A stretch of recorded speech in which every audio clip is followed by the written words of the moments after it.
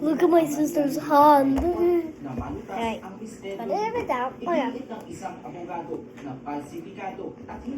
Hello. Woo!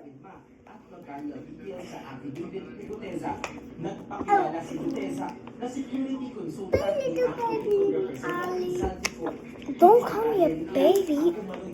Don't call me a baby. Don't call me a baby. Don't call me a baby.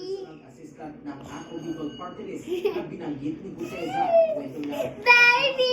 Baby Ali. Can you just stop? No, Yana. No, Yana.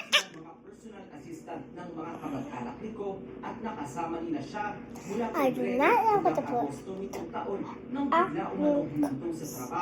Tanks.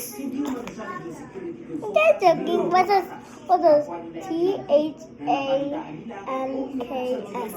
spell? It spells tanks.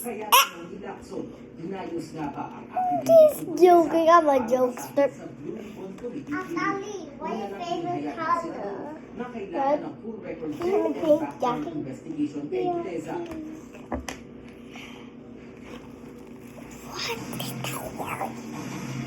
Okay, I'm gonna do this.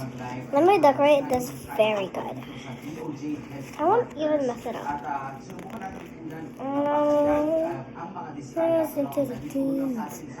Okay, so this time I'm not gonna talk right now. This is my Betty crown. If you want to say something, then like. Okay.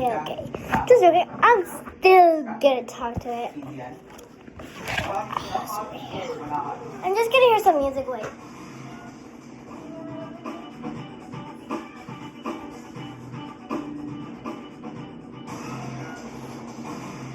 Maraming Pinoy ang nabibiktima pa rin ng illegal recruiters dahil sa sari-saring modus. Katunayan, ilang Pinoy na naman ang humihingi ng rescue mula sa mga sindikatong nag-ooperate ng scam hubs sa Cambodia. Paano nga ba makakaliwas sa mga manluloko at ano ang ginagawa ng pamahalaan laban dito? Pag-usapan natin yan dito sa Hanap Buhay. Walang lisensya pero nagre-recruit ng teachers at hospitality workers papuntang US ang ahensyang ito at naringin ng hanggang 500,000 piso para sa J1 o Exchange Visitor Visa at H1B o Work Visa.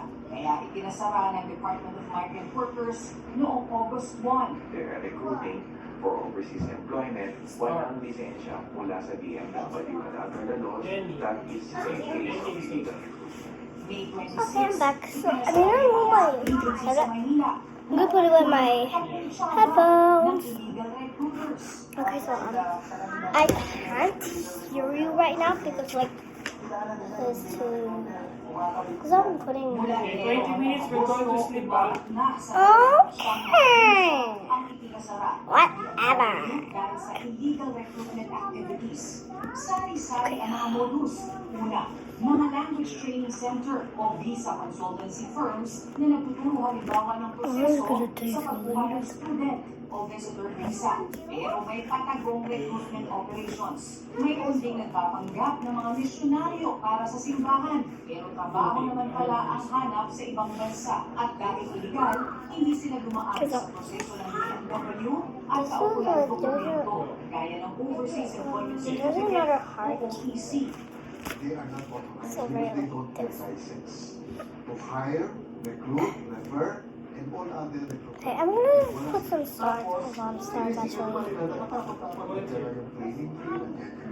Don't worry. At work, all other Good employers. hands. Ang iba naman, I'm gonna put stars everywhere. iba ang aktwal na trabaho. Idinagaan ang recruitment sa pamamagitan ng ikalawang modus. Mga online scams na ginagamit ng international criminal syndicates para sa human trafficking. Ang alok na trabaho, customer service representative. Pero ang ending, sabing ang pagtatrabaho sa scam hub centers na walang sahod at may kasama pang pananakit, sa mga hindi susunod. 10 Pinoy sa Cambodia ngayon ang pinakabagong biktima at humihingi ng saklolo. Nakipag-ugnayan na sa Cambodia National Police ang embahada ng Pilipinas sa Phnom Penh at sinigurong tinututukan ang kaso. Kanunayan, mahigit 200 Pinoy na ang na-rescue at nakauwi ng embahada. Like, I'm going- mula Enero. so, Ang DFW where's my sa pillow? Pilipinas nagsasagawa ng online surveillance at nakikipag-ugnayan sa Meta at TikTok. We immediately request for a takedown. Sa ngayon, nakaka 93,000 plus na tayo ng takedown sa FB. Imagine yung maloloko ng 93,000 since we started our initiatives with them. So this is Daddy's Sa TikTok naman, checklist. halos 45,000 TikTok posts na yung ating. Oh, why did I not think about that? Ang problema, may I'm gonna ilang have a Pilipino checklist ang for willing that. between at pumapayag sa ikatlong modus, ang cross-border scheme o pagtungo sa isang bansa para makatawid sa ibang bansa. Ang ibang Pinoy pumupunta pa sa mga bansang naka-alert level 3 at 4 kung saan bawal ang deployment ng mga bagong hired na Pinoy worker dahil sa pangakong malaking pasahod nang hindi iniisip ang posibleng Yeah, let's bangka find sa some kanilang more. bansa.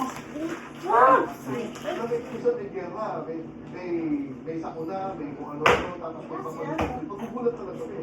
Ayon kay Italia, ito ang dahilan kung bakit importante ang mga bilateral labor agreements sa iba-ibang bansa para makabuo Wait, so this ng is mga my last pasiyang one. I'm gonna do it. kaibigan sa This is no cross-country more. schemes. Cause where's the lollipop? Wala pong mawawala sa pagsunod sa legal na Please be proseso another para mas lollipop. madalian. Kaysa Ah! mabilis, pero buhay at No more. Oh, Pero siyempre kasabay niya na panawagan din sa I was gonna do the pamahalaan red na one. protektahan po ang mga OFW And I'm at gonna do the paligtigin ang laban sa illegal recruitment. Alamin ang inyong mga karapatan at I'm oportunidad gonna at take dito sa no.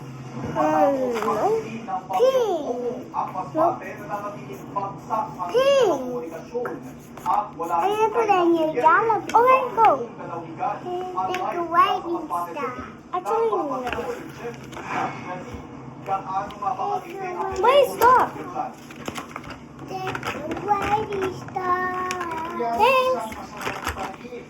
Ilalarawan ang bumukan sa atin na dumating laging dito sa bahagi ng usa na mas patinggan.